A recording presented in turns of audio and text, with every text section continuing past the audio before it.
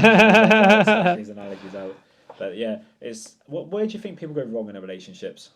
What do you think is a big killer? Would you say? Personally, I would say it's not necessarily a killer, but it's something to consider before you get into one, and if you should then continue to be one. Is are you two people who can exist completely independent of each other, and or not? Yeah. Right, and what I mean by that is the idea of you and that person part of your own frame of reference in the world? Is that part of who you'll become as an identity? It will always be part of it to an extent, but is it your core identity? Yeah. Right? Regardless of who I'm with, I'm still Colton of Brunton Media.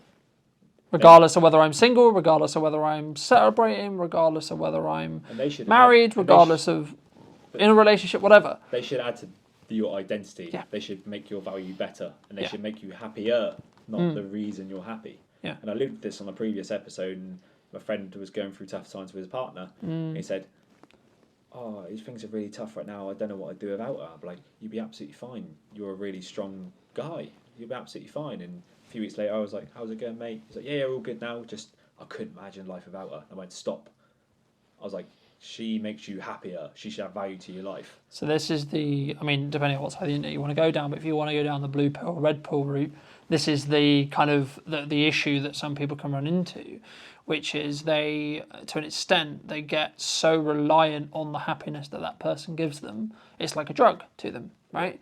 They get high on that endorphin, they get high on that dopamine of, oh my God, this person's so amazing.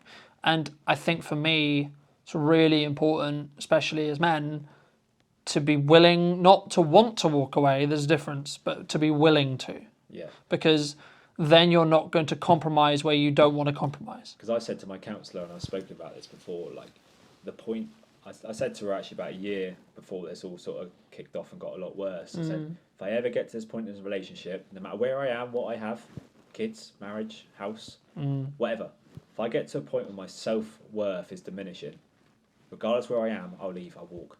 Yeah. Because I actually am in debt to myself to hold myself to that self-value and self-worth.